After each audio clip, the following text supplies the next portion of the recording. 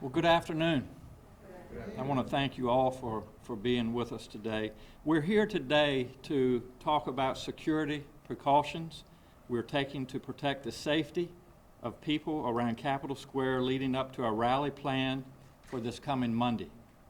I believe wholeheartedly in the constitutional right of citizens to come to their state representatives and make their views known. I also believe in the right to debate and the right to assemble. And I believe in the right to bear arms. But what we have seen and heard in recent weeks has the potential to go far beyond these constitutionally protected rights. We're seeing threats of violence. We're seeing threats of armed confrontation and assault on our Capitol. For years, Virginia citizens who want to speak up in defense of gun rights have peacefully assembled here at our Capitol.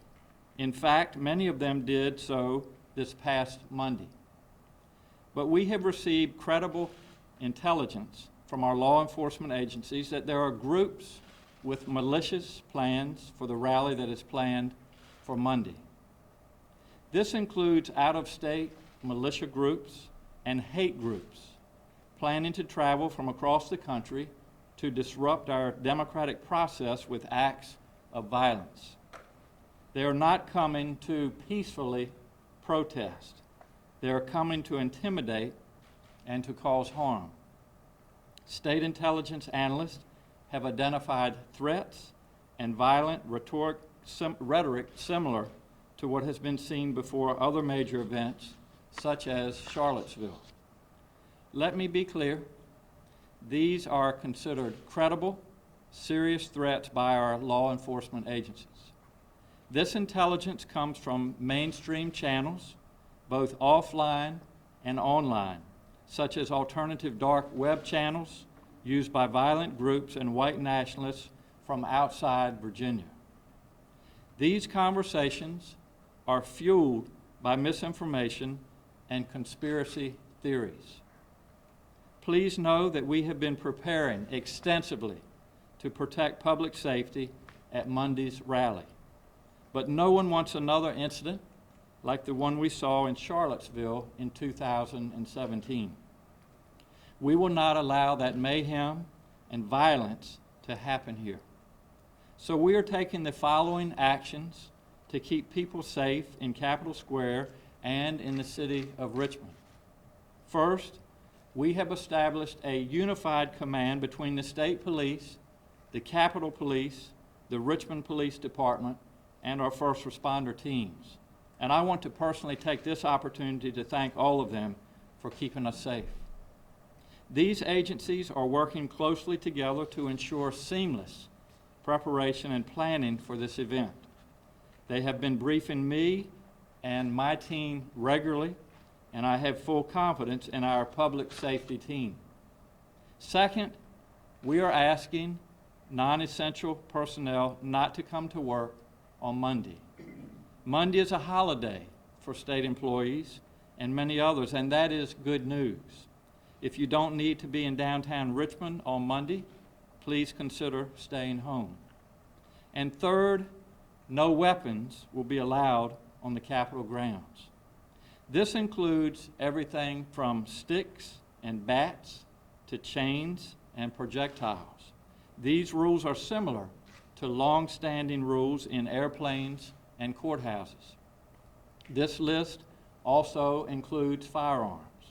It makes no sense to ban every other weapon but allow firearms when intelligence shows a threat of armed militia groups storming our Capitol.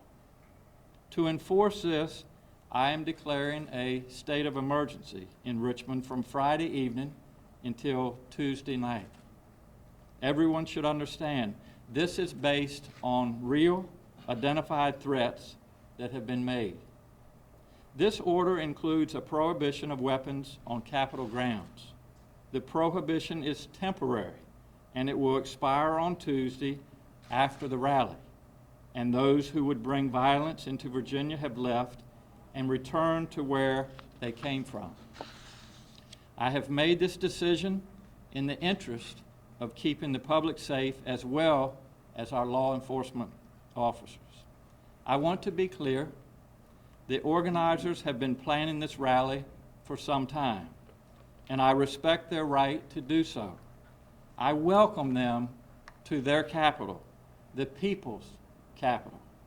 I believe them when they say that they intend this to be a peaceful event where Virginia citizens express their beliefs to their elected representatives. That's what democracy is. Unfortunately, they have unleashed something much larger, something that they may not be able to control. And so I call on them to disavow anyone who wishes to use Monday's rally to advance a violent agenda.